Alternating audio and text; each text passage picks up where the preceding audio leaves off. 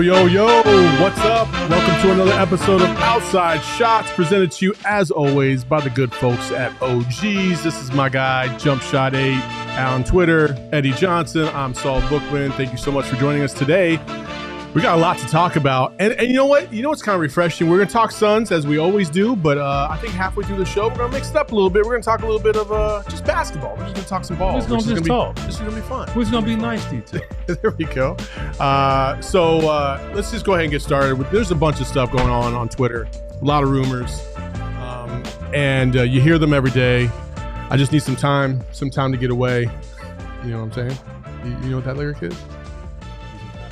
You know, I said, what's up with these rumors? I hear them every day. I just need some time to get away. On, you know what I mean? Break it down. Let's go. I don't know all the lyrics, so, but I just know the hook. I know the hook. Basically, you tell me you know how to cook spaghetti, but all you do is open the damn can. All I did was put the pasta in the water. That's it. I needed you to put the sauce on, man. Come on now. Suns moves. James Harden has been rumored out there, not by anybody. I'm not going to throw anybody under the bus or anything like that. So we won't go down that road. No, we're not going to go down that road because there's been a lot of people. Listen, there's a lot of people out there. There's a lot of people out there. Some of them are kind of new to this space. Some of them are not, and they're people coming out of the woodwork talking about I have sources and I know this and this and this, and it's hard to validate anything because some of these people don't put their name to it. So you don't know who they are in the first place and if they're valid. So I'm not gonna speculate on that, but there has been some rumor and even rumors before, like maybe about a month or two ago, about James Harden possibly coming to the Suns. I don't think it's a fit at all. I don't think James Harden is a winner, period. I don't think he's about that life. He's not about championship life. He's not about that. So I'm not on board with James Harden coming to the Suns. I don't think it's ever going to happen. I don't even see a path for it to happen, especially after you got rid of Campaign. What say you, Eddie? You know James Harden lives here during the offseason. Oh, I know. He's a Sun Devil. Good for him. I want to see. He enjoys. I want to see what happens when you walk up on him on the street. I just don't think he's a good fit for the team. There's nothing wrong with me saying that. I would say that to James's face. I don't think he has a chance to come here based on where the Suns are right now. Of course. James Harden obviously wants to get paid, too. It's a $36 million salary this year, so I can't see that happening. I still think he has a lot of basketball in him, a lot of good basketball in him, but it's only for certain teams. And the team that he's on right now is the perfect team for him. Sometimes, you got to get over your feelings. Like, I would admit, Daryl Morey, he gave him a wink when he took that pay cut last year. Mm-hmm. And now all of a sudden, they're changing. I don't know if that's Daryl Morey, because Daryl Morey loves James Harden. Oh, yeah. Okay, he loves James Harden. It's probably ownership. They don't want to pay him what he wants. And so now he's feeling slighted, and he wants out. I don't know if it's more him wanting to go play somewhere else than him just mad at Philadelphia and he doesn't want to play for them. Mm-hmm. But I just think it's a fatal mistake on James Harden's part. You're older now. You need to play around with guys that can carry you as well. Mm-hmm. Joel Embiid can do that. Tyrese Maxey is a hell of a young player. It's not your typical big three, but damn, it's a good big three. Mm-hmm.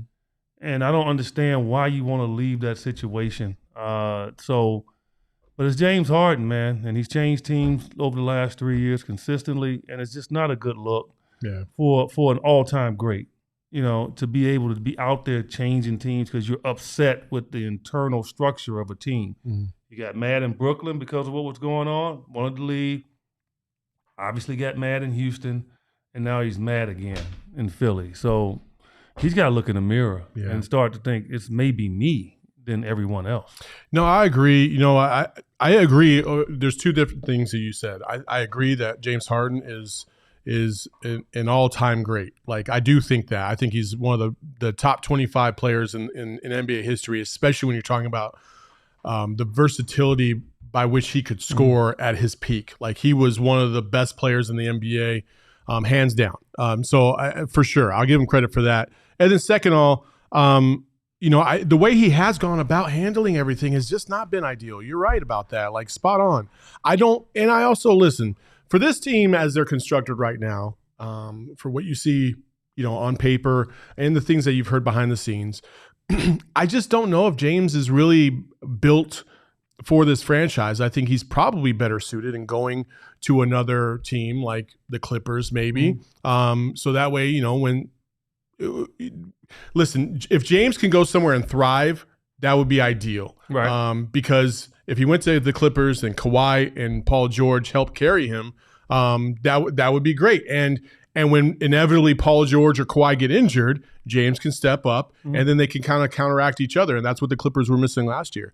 I just don't see – the Suns don't really need it. They don't really need it. I think they could win a championship as they are currently constructed. I'm a big believer in the way they put together their entire roster this year, and I do believe that this is it. I don't think that there's going to be any more moves, in my opinion. I don't know what you're hearing or with the people you talk to, but in my opinion, I think the Suns are pretty much done unless some crazy deal comes out of nowhere. And I think the only movable piece would be DA at this point. September 2nd, that's when players normally start to descend back onto their home city, meaning where they play, right? That's my birthday, by the way. And then, September 2nd? Mm-hmm. You knew that. I know you knew that. No, I didn't know that. You don't just pull a date like that, out of nowhere. It's because you have me on your mind. Because I'm trying to figure out how old you are. That's all. How old do you think I am? Just give me a guess. Go ahead, offend me. You're probably 40, 46, 47. That's cool. Yeah. Plus 10. Yeah, no, not even close. But that's cool. Keep going. You're not 64. No, I know. But if you get to 64... and you want to duplicate this, all right, age not going to mean anything to you, right? The Suns are done, but I would say September 2nd to probably a week before training camp, right? Because training camp starts beginning of October. I think they're going to see what they have because these guys are going to be playing every day. And the one thing they're going to be looking at is who? Goodwin. Mm-hmm. Seeing how he's playing with those guys. They're going to be looking at Saban Lee, seeing how he plays with those guys. They're going to be looking at Bradley Beal and see how he's operating at point guard. And then they might make a adjustment. They might say, you know what? Maybe we need to go, Mm-hmm. But I'm thinking that they're going to continue to look for a point guard, a veteran point guard. And maybe they might not get them until, the buyout market. Maybe they might not get them to the All-Star game, trade deadline. But I do believe with all these second-round picks that they have, trade exceptions that they have, I think that they probably will still try to get a point guard. So we've talked about this at length on the Suns show. I am not a believer that you need a true traditional point guard to win a championship by any stretch of the imagination. But there are a lot of people that are. What do you think in terms of do the Suns need a point guard to get to the mountaintop? Well, you're correct with your opinion. It takes me all the way back to realistically, you can go to the Lakers and Magic. Magic can handle the ball, but a lot of people question if he could play point guard at the NBA level at 6'8". That was proven wrong. Yeah. Right. Dennis Johnson for the Boston Celtics. He wasn't a traditional point guard, but he made it work. So yeah, we've seen that, right? We've seen the Golden State Warriors. Steph didn't operate as a traditional point guard. He operated more so as a two guard, right? Shooting the ball a lot. Draymond was their de facto point guard. Mm-hmm. So yeah, without a doubt, you don't have to have that guy. But what I would say about the Suns though, is that they got three tremendous scorers. And I would rather see the ball out of their hand at the beginning of a play than in their hand at the beginning of a play. Mm-hmm. That's all. Yeah. Eventually it's going to hit one of their hands. But I would like a guy to be able to push the ball up quickly, dissect who's open, boom, boom, get it to him, and they go. Instead of one of them walking it up the court, isolating and all of that. I think sometimes it becomes bogged down and laborious, and I think Frank Vogel is going to really try to pay attention to that. So, yeah, I would love them to have a point guard, and maybe Goodwin is the answer, right? Maybe Saban Lee's really worked on his game. Whatever it is, somebody to push the ball up where they can get into their offense with about 18 seconds left on the shot clock. Yep. because now it gives all three of those guys a chance to be involved in maybe option A, option B, even down to C. Normally, option C is going to be Josh Okogie for a wide open three, DeAndre at the rim. But A and B is going to be those three guys trying to figure out, okay, how are we going to get that done? And you need time for that. And so you can't walk the ball up the court. And I think that was probably the negative in thinking about Chris with this group, is that, okay, are we going to be able to have him walk the ball up the court? And I think that was the key. You know, you hit on something that I think a lot of people are not talking about. Yes, you have an older KD, but I don't think that this really equates to this. I think it's easier to play faster than it is slower to me if you're Kevin Durant, because you get into a good rhythm, you're running, you get into a good flow, and it helps you feel a little bit better on that court, in my opinion, especially as you get a little bit older. I know the Suns were slow it down a little bit with Chris Paul. You know, back in the day, Michael Cooper, when he was talking about the Lakers and how they would defend, and sometimes, you know, and he would say, like, dude, as soon as we got the rebound, everybody was like, I got to go get me a lane. And they just so that way, because they knew Magic would find them. And I think in this system, you know, you got a couple young guards on the team. You know, Jordan Goodwin is one of them. And I think they're going to push the tempo a little bit more than we're used to. That's their job, man. Look, all their job is going to be push the ball up fast as you can against pressure. Because if Bradley Beal's bringing it up, they're going to pick him up 94 feet. If Devin's bringing it up, they're going to pick him up 94 feet. If KD is bringing it up, depends on who's guarding him, right? Could be a bigger guy that can't, you know, they can't pressure up like that. Then he might be the one that would bring the ball up a lot because he's not going to get pressure, right? So that's how it's going to play out. And the thing is, you don't want those guys to get tired over the course of a season having to do that. So the only job that Saban, Lee, and Goodman's going to have, push the damn ball up fast. Go. Give the ball up and go stand over there in the corner. Yeah. That's it. Yeah. And if they can do that at a high rate, not turn it over, then I think that they could be the answer. I know they don't have Steve Nash in this scenario. I know this. And I know DeAndre Ayton is not Amari Stoudemire. I know this. But I find it hard to believe that on a break where everybody's like, I got to go get a man real quick, they're probably going to lose a little bit of focus on DA. And DA can run the floor. Like, he's not slouch. No, he's one of the fastest. He's probably the fastest center in the league. Running the floor. And in my head, I keep thinking, man, you're going to have three guys on the perimeter, and this guy's just gonna break through on a quick, like 5-on-4 or 4-on-3 fast break, and he's going to get a lot of easy buckets. And that's what excites me about DeAndre Ayton. Now, there's a lot of centers that might be able to do this, but I just think DeAndre Ayton is a good fit for what this team is going to try to be, in my opinion. So outside of that, obviously, watching this team play, we got news this week about how more people will be able to watch this team play when it comes to television. Let me get my water. Yeah. Go ahead, get your water. And if you didn't hear this week, obviously, the Bally Sports will no longer be televising Suns games. Matt Ishbia officially announced again, for those of you who haven't caught up, a deal with Arizona's Family TV.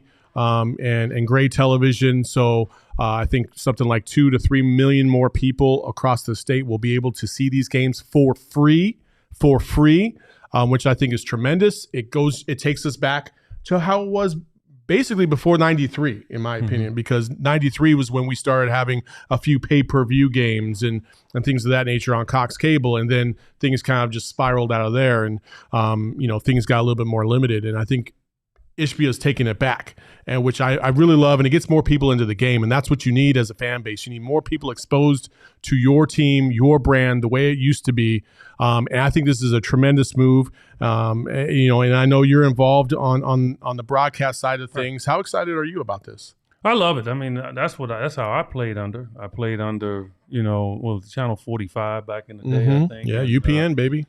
We'd watch I'd be able to copy the games and stuff. And I love that. I love that atmosphere. And you're right. More fans will be able to watch the Suns, and that's the key here. The Suns are the baby of Arizona. A lot of fans were always disappointed that they could not get the games. And so now they're going to be able to just put a hanger in their television. Look, if you don't even have cable, back in the day, I don't know about you. I was growing up, we had a pair of pliers to turn the channel, and then we'd break a hanger off. That'd be the antenna on top of the TV. Yeah, I had the foil on the antenna. I had the foil on the antenna because for whatever reason, the foil magnified your signal. Right. And then I had the index card in between the little dial to try and get the because you always had to turn the dial to get the right resolution on the TV. It was crazy, man. So if you're a Suns fan now, I don't want to hear you complaining about you can't watch the game. Like, I don't want you walking up to me on the street and asking me, "Hey, Eddie, what happened yesterday?" Turn your own damn TV on, because it's free now. So you can't complain now that you can't afford cable. No, it's free. True. And I just think it's a great opportunity for the Suns to bring in a lot of fans that just don't have, obviously, the money to be able to come to the arena and pay for that ticket.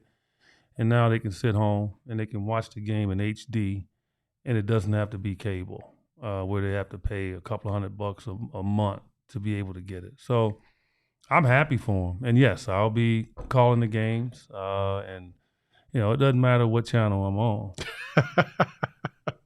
YouTube, the radio, TV, it don't matter. Nah, me and K-Ray, tight shirt K-Ray. Tom Leander, Tom Chambers will be doing the pregame again. So, yeah, the only difference, Al McCoy won't be with us this year. He's gone, retired, and hanging out and having fun. And so, yeah, it's John Bloom is probably going to be taking over for him on radio, I hope. And so, yeah, we're ready. Yeah, nothing official yet on the radio side, but yeah, for sure. Like, we're excited to see you and K-Ray back.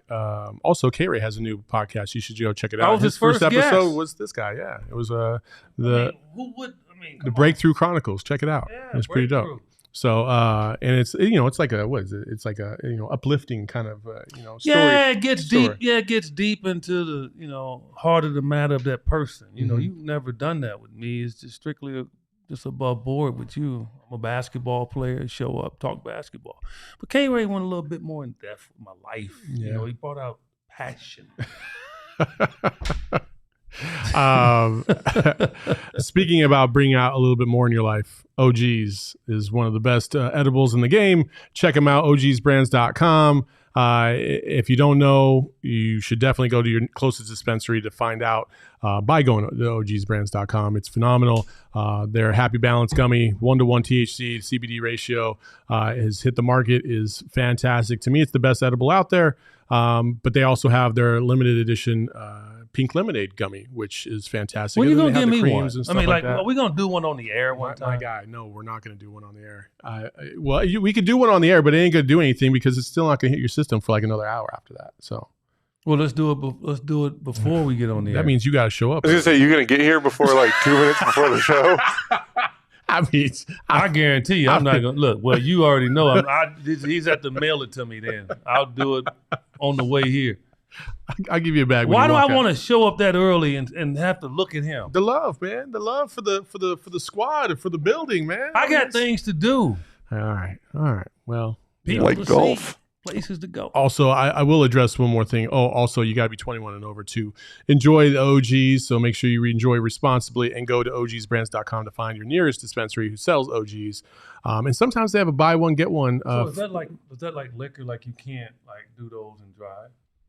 Yeah. No, you don't want you should not do that. No, you will get busted for driving under the influence. Yeah, if you take that and then drive. Yeah, then don't be doing that. So, definitely do not advise. Well, can I do them and call a game? That would be fun. I don't think you should, but that would be fun. I mean, a lot of people will get a kick out of that. They're like, "Damn, what is that he's saying right now?" Well, no, I don't think it'd be any different because I do speak my mind. So people be like, "He's just being Eddie." Also, let's go ahead and address something in the chat because I see my peeps have showed up talking about I'm about to owe $200. So Eddie, if you don't know, two people. One of them is Black Sunday here in the chat, and another one is Titter Tatter or something like that. I forgot what. And the boss, he won't stop talking about it. Yeah, I don't know why. I don't know where the boss came through. He didn't put no money on this. And if you want to, bet? So I bet each of them $100 that James Harden is not going to be a Sun by the first game of the season. And they still think you're going to lose. Yeah, they were like, oh. So who? I mean, okay. So who is the Suns going to trade for James Harden? Thank you, Eddie. That's exactly what I kept saying. But they don't want to believe it. Some magical solution is going to come from somewhere to get us James Harden. I don't know. It doesn't make sense. It's the easiest $200 I've ever made. And the boss, if you want to put $100, I'm here. We can do this right now if you want to. So, yeah, it'd be the easiest $300 I ever made. Plus, Black Sunday and I said that whoever wins will be exchanging that money over at Papado because that's the best Cajun seafood restaurant here in the Valley. Got that right. I'm just waiting for him to finally move over to Scottsdale. Right. That's yeah. Anyway, so I don't feel like we really gave this as much due as I think we should, but we'll go ahead and start off. Bruce Brown was talking about the one, the only Devin Booker. I'm just happen to wear a shirt, which you can get at gophnx.com. And how amazing he was against the Nuggets in terms of efficiency. Before we play the clip, I want to show you this shot chart from the playoffs, like players in the playoffs and how they performed. Not that, yeah, this one. And it's ridiculous because Devin Booker's just about everywhere. The efficiency that Devin Booker shot with, he was one of the best in certain spots on the floor. Phenomenal effort by Devin Booker. It's just second to none. And then you look at this shot chart against the Nuggets. Everything is green. Everything is green because he was so amazing against that team. But don't take my word for it. Listen to Bruce Brown tell you himself. They were shooting so efficiently. Book was making every shot. It was getting crazy, bro. He was making every shot. Like it was to the point they should have drug tested him because it was getting crazy. It was insane. He missed like 4 shots in 2 games. Did you see his shot chart? Yes. It was all green. It was and to put all green, bro. Like that's crazy. He's taking what, 20 shots a game? I mean, we kind of gloss over it because the Suns lost in 6 games. And we've mentioned it before, but I mean, to hear it from other players first, always more credibility. Second, to understand the level by which Devin Booker was scoring. I don't recall an efficiency from a guard specifically like that. I mean, in a very, very, very long time. You might even have to go back to the Jordan era and some of those players like Bernard King had a game where he was just insane. But it was like a game. Devin Booker did it for like an entire series, which is unbelievable. Look, he's not appreciated. He's appreciated here in Phoenix. Yes. But he's not appreciated around the rest of the league at the level that he should. He is right now the best 2 guard. And I'm never going to go positionless. So you positionless freaks out there, you can take it. I'm not going to ever do that. I like position. I was brought up in this game saying position, and I'm going to continue to say it. Now, Devin might play other positions. He might move the point. He might play small forward. But he is a 2 guard. That's what he is. He's 6'5". He comes off screens. He can go off the dribble. That's what he was, okay? And he's the best in the league. He's the best 2 guard in the league. I don't care who you try to throw up in front of him. And it's just amazing how much he's matured as a basketball player and how efficient he has become. That is the key. And he's playing with obviously one of the best efficient players in the history of the game in Kevin Durant. Kevin Durant will go down as probably, he could be arguably the best efficient player in the history of the game. Yeah. Based on his numbers that he has put up over his career. So Devin is unbelievable. And I like the fact that Bruce Brown said what he said for 2 reasons. One, Bruce Brown is maniacal. Yeah. Like, he's a guy that I'm sure Devin was quoted, said, that's one guy I hate guarding me because he doesn't back down. He's tough. And for him to be able to say that showed a lot about how he is as a basketball player, Bruce Brown, and he doesn't take anything off the court. Case in point, in that closeout game, when they were up a bunch on the Suns, Devin popped him. Got him good. Bruce Brown was out there talking junk. Devin went to the hole. Pop! Officials didn't even catch it. Mm-hmm. Cut him. Boom, right here. They talking smack. Devin got a little frustrated. I'm watching it. I saw it. Bruce Brown was like, but nothing else. Yeah. Right? He could have carried that to that interview. Nothing. Because it's a part of the game. Yeah. And he has a lot of respect for Devin. And that to me, I'm already was a Brown fan. I'm even more a fan now. Because that dude is tough, man. And I told him after they won the title, I interviewed him on SiriusXM NBA radio. You catch me at 1 to 4 Pacific time, 5 days a week. I'll say it now. He doesn't have to say it anymore. But I interviewed him right after that championship on the floor. And I told him, I said, man, I'm one of your biggest fans. I just love the way you play. And if it wasn't for him, I don't know if Denver wins title, because he was clutch at so many points in time doing those playoff runs for them this past year. So I'm so happy that he got his contract.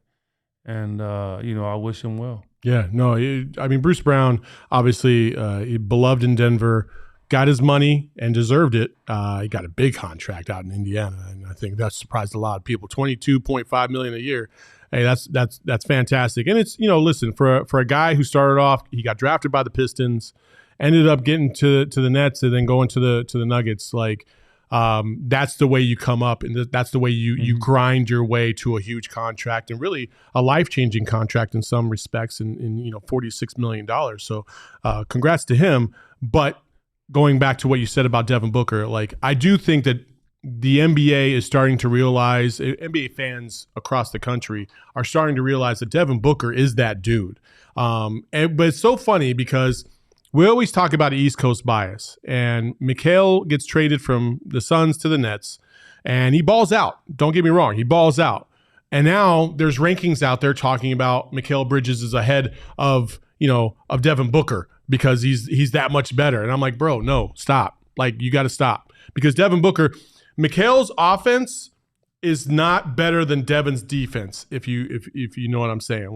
I think Mikal's a really good. If Mikal's like a B+ on offense and a A on defense, it's vice versa when it comes to Devin Booker, because Devin Booker has improved significantly on the defensive end, to where he's not a slouch. He knows what he's doing, and you have to account for him on defense because he will take the ball from you. We saw that multiple times in the Clippers series, and people just sleep on that so hard. It's ridiculous. So I'm proud of Devin Booker. If they give it to him, Saul, if they came out and they said that Devin now is worthy third team all defense, you know what that means? That means now he's up there eventually with some all-time greats. Yeah. And they don't want that. Yeah. This is how the media a lot of times work. They kind of suppress you because they know if they elevate you, then they gotta anoint you. So I dealt with this as a player that was above average, and I knew I could never get to a star level in my prime, although averaging 22 a game, second on my team in rebounding. Because they always said, oh, your defense is not this and that. So it always kept me a tier below other small forwards in my era, in my prime. And it stopped me from making all-star teams. It really hurt me, right? And I wasn't the only player that went through that. And so they have a unique way of, even if you're improving, to still suppress you, and not really pay attention to how good your defense has improved. And to me, that's always bothered me when I played the game, and I'm sure it's bothering Devin right now, because they're saying, what are they saying about he and Bradley Beal? Oh, they can't play point guard. Mm-hmm. But yet Devin played point guard the rest of the Denver series. Yeah. And averaged over, 7 assists. Mm-hmm. So what are you talking about? But they don't want to see that, because then they have to elevate him to that superstar level to a point where now they have to anoint him, and they're just not ready to do it. Yeah. No, I think we've seen Devin Booker improve every single year. And just when you think, man, he doesn't really have much area to improve, he does it again. And I have a feeling this year specifically, he knows this is the run. This is the time.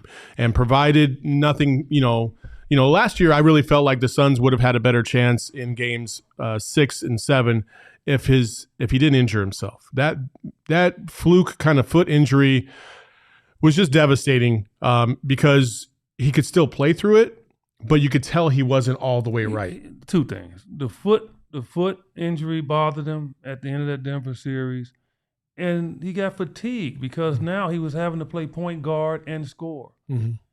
People, again, the ones that want to criticize quickly, it's the robotic mindset.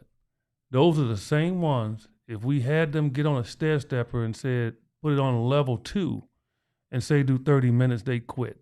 Mm-hmm. I said level 2. Level 2, you're not even, you're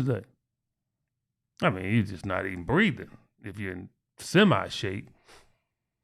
Devin had to do all those things, full season, running, sprinting, being guarded by multiple top defenders. He ran out of gas too, along with his injury. And that's where the Chris Paul injury really hurt them. Yeah. Like they had no replacement, man, when he went down. Yeah, I think we can compare and contrast all we want about Devin Booker and where he places amongst, but there was an interesting conversation on Twitter that I found pretty fascinating from I think it's called the Athletes Podcast. Actually, I Am Athlete Podcast by Ashley Moss. Take a look at this comparison and what her opinion was about LeBron James playing with Dwayne Wade and Kyrie Irving. Is Kyrie Irving the best guard that LeBron James has ever played with? If Kyrie doesn't show up, LeBron does not win. Same thing for D Wade, right? If D Wade's not on that team, LeBron doesn't Yes, win. but it's different because if you take away and you cut D Wade's role in half for that Miami team, I believe they still win. Tripping. Yeah. What about depth? Oh, now you don't care about depth. I said if you. Now she don't care about depth. I said that they could do it because they had a deep team. That's literally the first thing that came out of my mouth. That he could take a back seat because you had Bosh, you had Ray Allen. I hear what you're saying. And then let's not talk about the supporting cast that Miami Heat had. Mike Miller. That was an incredible team. He could take a back seat because the team was structured that way. Kyrie couldn't do that in Cleveland. Better ball handling. You give it to D Wade or Kyrie? Kyrie all day. Better bag, Kyrie or D Wade? Kyrie. Okay, better basketball IQ. D Wade Court vision and all that. You would put Wade. No, I'm going with D Wade over. Better shooter. Kyrie. Dwayne Wade. I just gave you. Yeah, he is. Better winner. Better defender. Better winner. Better is not winner. A Better skill defender. Set. If we're talking strictly better guard, and we have to list all of the attributes of a guard, and I had asked you which one was better at it. Kyrie comes out on top in more categories than D Wade does. I have feelings about this, but I'm gonna let you start off because I know I like watching EJ consume the clip first and see his reaction. So I want to hear what's on your mind. First of all, who is she? She's actually a pretty solid contributor. Very beautiful woman. Obviously, she's on that show. But she knows ball. She does know ball. Really? Well, what's her pedigree? I don't know her background, man. I've heard her talk. Did she play in college? Yeah, I assume she did. What happened? She couldn't make the WNBA? I don't know, Eddie. What did you think about what she had to say? I'm leading to that. Okay, go ahead. Because everything she said was so silly. Like, winning is not a skill set. Really? Seriously? Winning is not a skill set. Really? Winning incorporates you knowing how to lead. It's you knowing how to converse and talk to your teammates. It's knowing how to set an example. That's a damn skill. Because if it wasn't a skill, why do we have lazy people in this world then? It's a skill. Just like her skill right now is to be on a podcast when somebody else didn't get on there because she was able to enunciate and get her opinion across in battle. It's a damn skill while you're on that podcast. Mm-hmm. So she's going to eliminate now and say that D Wade winning, him having the knowledge of winning, him having won a championship, him knowing how to change his game like he did after 2011 when he didn't initially, and they lost to Dallas. But then he said, you know what? LeBron here. I'm going to follow you. That's a teammate. Kyrie didn't want to follow, miss. He left. Went to Boston. Then left.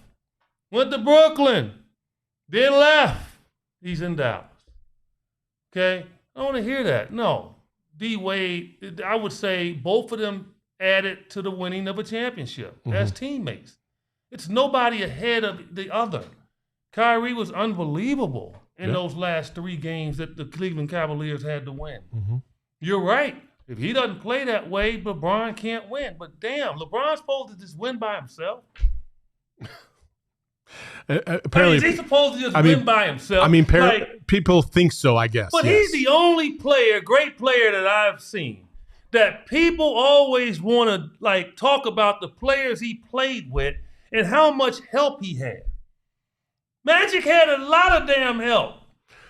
Larry Bird had a lot of help. Michael Jordan had a lot of help. I think that's only because, and it's only because of when he went to Miami to build that 3, and that's when he needed help. But I'm saying that's when the narrative started. Like, oh, he can't win without them. Like, I'm not saying it's wrong. I'm not saying it's right or wrong. I'm not saying that. I'm just saying that, like, why are we doing this to LeBron? Because he went to Miami and he pulled Bosh with him, and that's where the narrative started. Like, oh, LeBron can't win unless he has help. Well, but everybody else has had help, and I agree with that. Okay, but let's get a little deeper with this and use your mind and say, you know what? He couldn't get anybody to go to Cleveland. Nobody wanted to go to think Cleveland. LeBron would have left Cleveland if he could have gotten people? No, because guess what? When he thought that they had better players in Cleveland, what did he do? They won. He went back. Yeah.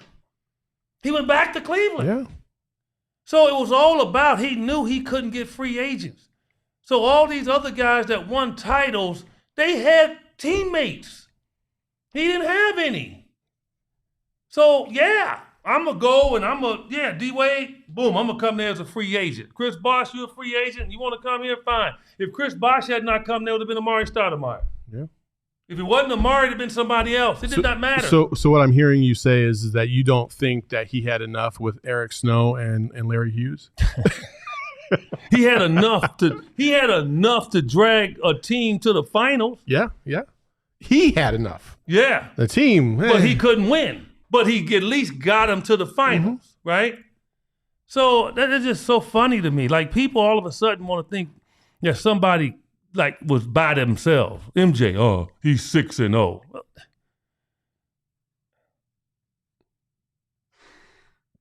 We're not going to go down there. Well, I'm just making a point. No, I got you. And even MJ doesn't think that way. No, I know he doesn't. I mean, come on. You need a team. Listen, I thought we were going to disagree a little bit. I thought maybe you would have a different stance, but I'm in total agreement with you. I think that, first of all, if you took Kyrie or D-Wade off of those teams, they don't win a championship. Either way, It doesn't matter.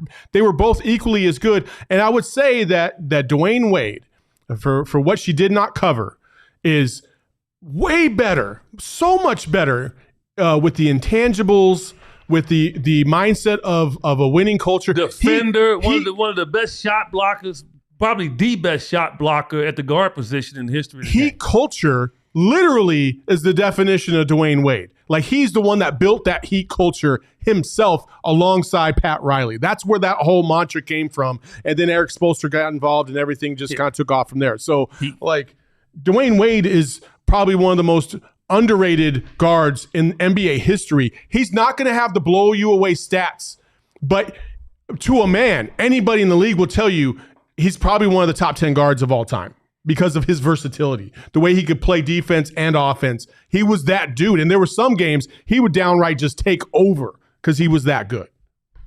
I love D-Wade. And the other part, I just want to hit on this one, the other part, ball handling. Would you people stop? Just stop. I once scored 43 and a half, and I had the ball in my damn hand less than 50 seconds. That's efficiency. So if you're into watching a dude dribble sideways, east to west, go for it. That doesn't do anything to me. And guess what? After he does all this, right? Then he takes the dribble that he should have taken before he did all this to go right or left and elevate and shoot. So why couldn't he have just, boom, go left, right, and shoot? So, ball handling, I saw a graph the other day. We should have talked about that. They said, I forgot who said it, but said Kyrie was the best ball handler in the ball in his hands. He was the best in the game ever. Y'all heard of Magic Johnson? I mean, come on. I mean, these N1 crazed people get on my nerves. We are not going to drag the name of hot sauce in here, okay? Man, hot sauce. Go Get It, my guy. Boo-boo sauce, whatever they names were. Side note, I played with Go Get It in high school. None of them made the NBA but one. What that tell you? What that tell you? And one lovers, of the ball handling? What that tell you? You weren't a big fan of Skip to My Lou? He didn't skip to his Lou in the NBA. He didn't skip to his Lou in the NBA. Not besmirch the name of Rafer Alston in here. He didn't skip to his Lou. He gave the damn ball up. Speaking of not skipping to my Lou, this dude say Ernie. Man, my name Eddie. The hell, man, get it, man. Unfollow him. Do I look like an Ernie, man? Seriously, like Eddie is Eddie. Everybody has a name Eddie. You gonna throw damn Ernie? As always, this is brought to you by OGs, and I think right now my man needs one. We just need to just chill out a little bit because we got one more segment to get to, and it's because of Draymond Green punching Poole in the face. But he had some comments about how that all went down. I don't just hit people.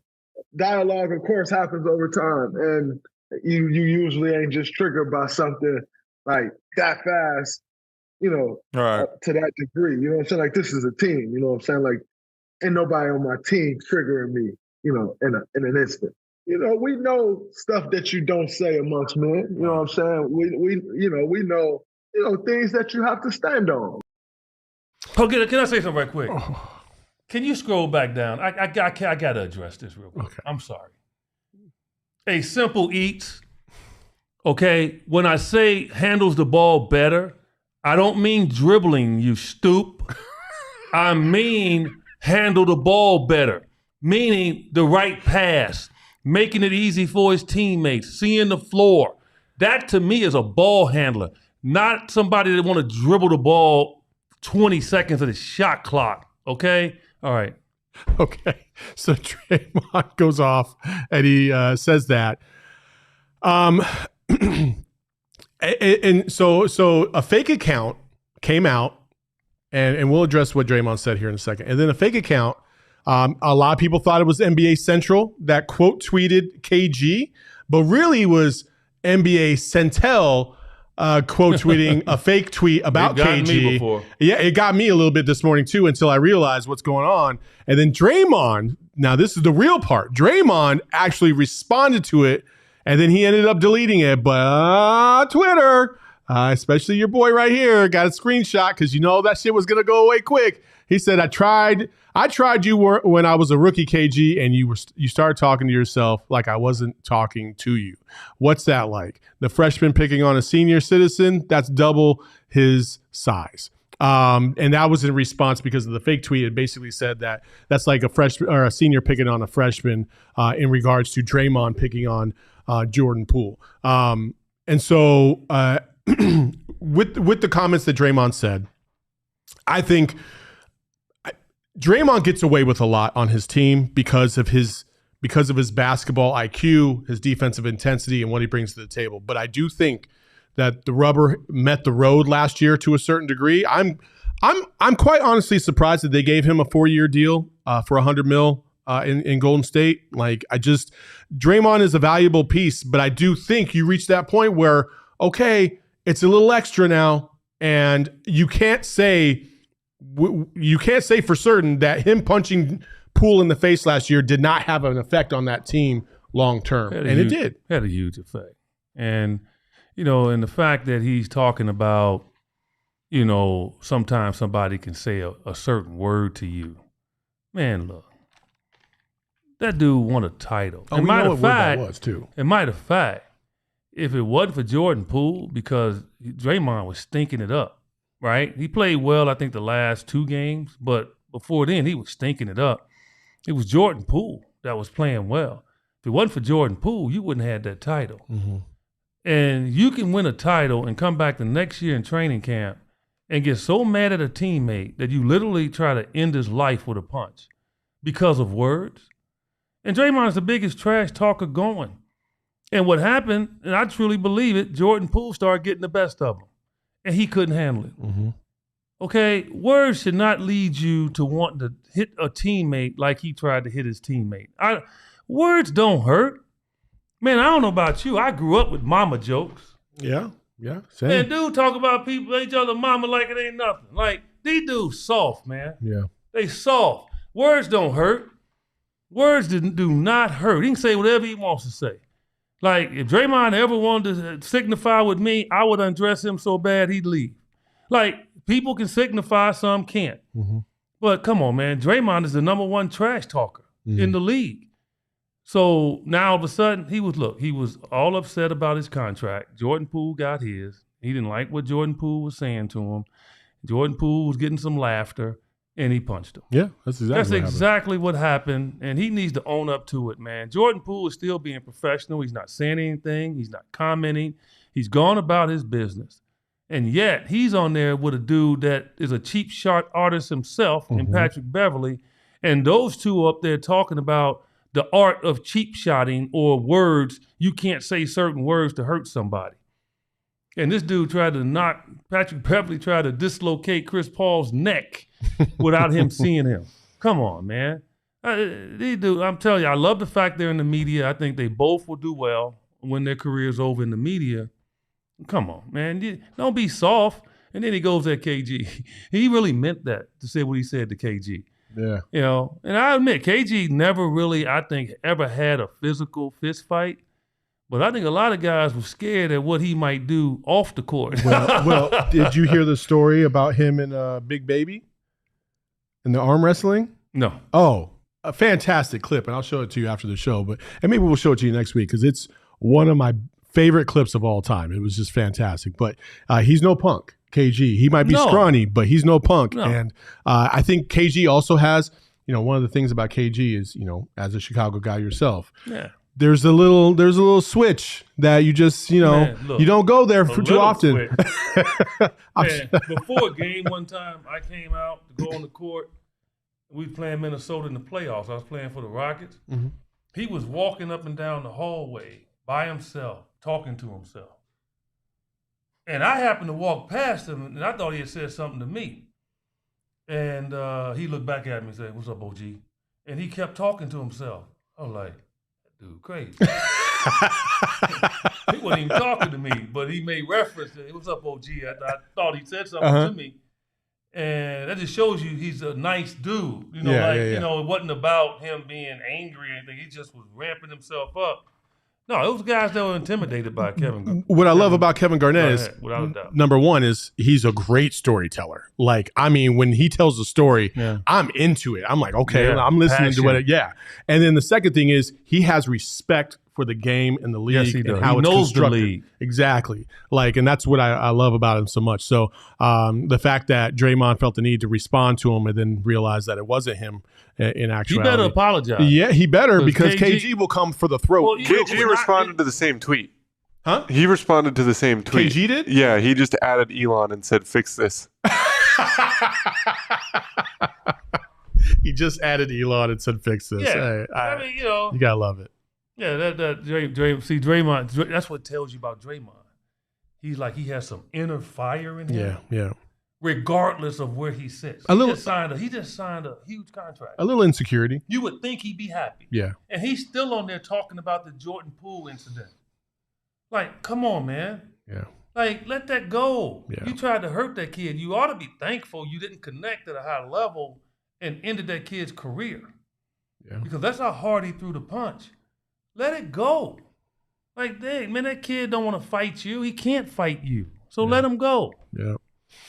All right. Well, speaking of let it go, we're going to let it go. That's all for us today on another episode of Outside Shots. As always, you can check out my guy on NBA Sirius Satellite Radio every day from 1 to 4 p.m. Local time. And you can follow us.